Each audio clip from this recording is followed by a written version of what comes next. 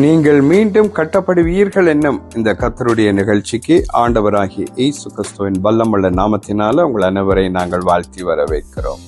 நீங்கள் இந்த நிகழ்ச்சியில கலந்து கொண்டது நல்லது என்று நீங்கள் சொல்லத்தக்கதாய் ஆண்டவராகிய இயேசு கிறிஸ்து தாமே உங்களோட வாழ்க்கையில் ஒரு அற்புதத்தை இன்றைய நாளில் செய்வார் என்று நீங்கள் விசுவாசியுங்கள். இன்றைய நாளிலே நான் உங்களுக்காய் ஒரு வேத வசனத்தை வாசித்து அதன் பிற்பாடு ஜெபம் செய்ய விரும்புகிறேன். நீங்களும் என்னோடு இந்த ஜெபத்திலே இணைந்து அற்புதங்களை ஆண்டவரிடமிருந்து பெற்றுக்கொள்ளுங்கள்.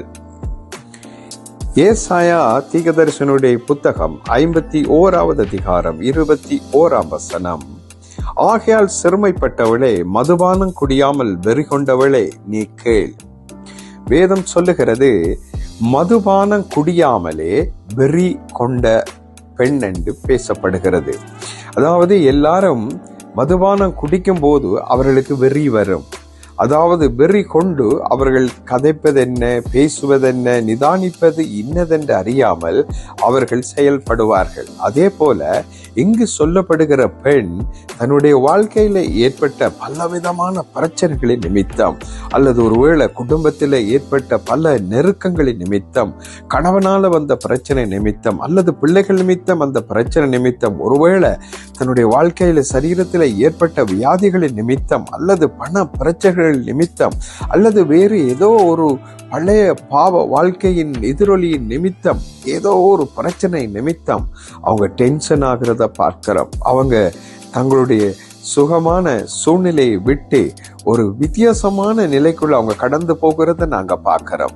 ஆகவே மதுபானம் குடியாமலே வெறி கொண்ட ஒரு ஸ்திரியை பார்க்கிறது போல அந்த ஸ்திரியினுடைய வாழ்க்கை அப்படி இருந்தது. இன்றைய நாள்ல உங்களோட வாழ்க்கையில மதுபானம் குடிக்காமலே, அல்கோஹால் பாவிக்காமலே நீங்க வெறித்து இருக்கிற ஒரு மனுஷன் இப்படி எல்லாம் வாக்குவாதம் பண்ணுவான், சண்டை பிடிப்பான், அல்லது கெட்ட வார்த்தைகளை பேசுவான், தகாத காரியங்களை செய்கிறது போல நீங்களும் உங்களோட வாழ்க்கையில ஏற்பட்ட பிரச்சனை நிமித்தம் மதுபானம் குடியாமலே ஒரு விதமான வெறித்தனமான ஒரு வாழ்க்கையை இன்றைய நாளில் வாழ்ந்து கொண்டு இருக்கலாம். இந்த வாழ்க்கை என்னாக போகிறது, இதன் முடிவு என்ன?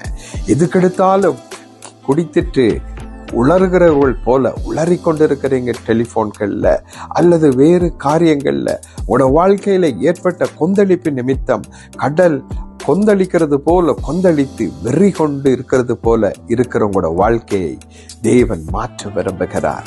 இந்த வாழ்க்கையில உங்களுக்கு வேலை இடத்துல ஏற்பட்ட ஒரு பிரச்சனை உங்களோட வாழ்க்கையை குடிக்காமலே வெறி வந்தது போல உங்களுக்கு இருக்கலாம்.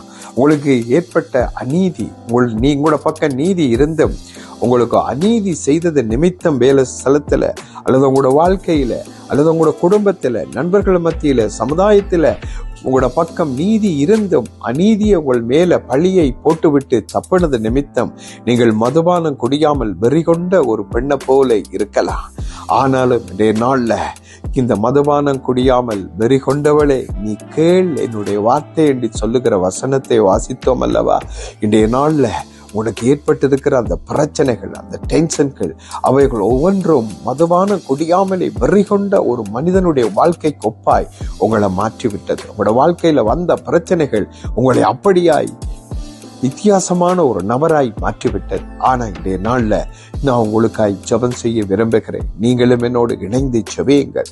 அப்பொழுது உங்களோட வாழ்க்கையில இயேசு கிறிஸ்து இந்த மதுபானம் குடியாமல் வெறி கொண்டிருக்கிற வாழ்க்கையை போல இருக்கிற உங்களோட வாழ்க்கையை மாற்றி ஒரு அமைதி பூங்காவாக மாற்ற இயேசு கிறிஸ்துவால முடியும்.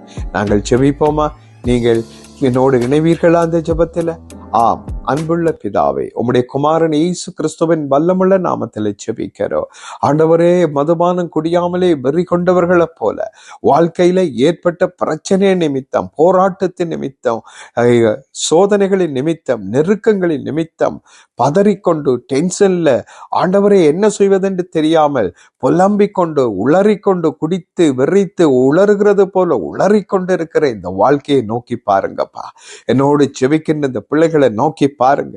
அவருடைய வாழ்க்கையில இயேசுவே அமைதியை கொண்டு வாங்க. ஆத்ம நங்கூரமாகிய இயேசுவே, கொந்தளிக்கிற கடல் நடுவிலே போகிற கப்பல் தன்னுடைய நங்கூரத்தை இறக்கிவிட்டு இளைப்பாறுவது போல அசைவு காத்தினாலேயோ அலைகளினாலோ அடிபடாதபடி தன்னை பாதுகாத்துக் கொள்வது போல இந்த பிள்ளைகளுடைய வாழ்க்கையில் ஆத்ம நங்கூரமாகிய இயேசுவை நீங்க பிரவேசிக்கும்படி ஜெபிக்கிறேன்.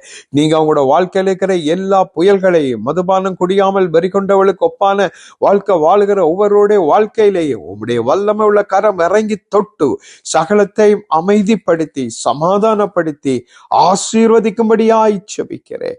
எல்லா பண நெருக்கங்களும் நீங்கும்படி ஜெபிக்கிறேன். கர்த்தர் ஆசீர்வதிப்பீராக. நீர் அப்படி செய்கிறதற்காக உமக்கு கோடி கோடி நன்றி அப்பா. இயேசுவின் நாமத்தில் ஜெபம் கேளும் பிதாவே, ஆமேன். ஆம் பிரியமானவர்களே, ஆண்டவர் மீண்டும் உங்களுடைய வாழ்க்கையை கட்டுவேன் என்று சொல்லியிருக்கிறார். ஆதலால் உங்களோட வாழ்க்கை மீண்டும் கட்டப்படும். அவர் மேல் நம்பிக்கையாயிருங்கள். ஆமேன்.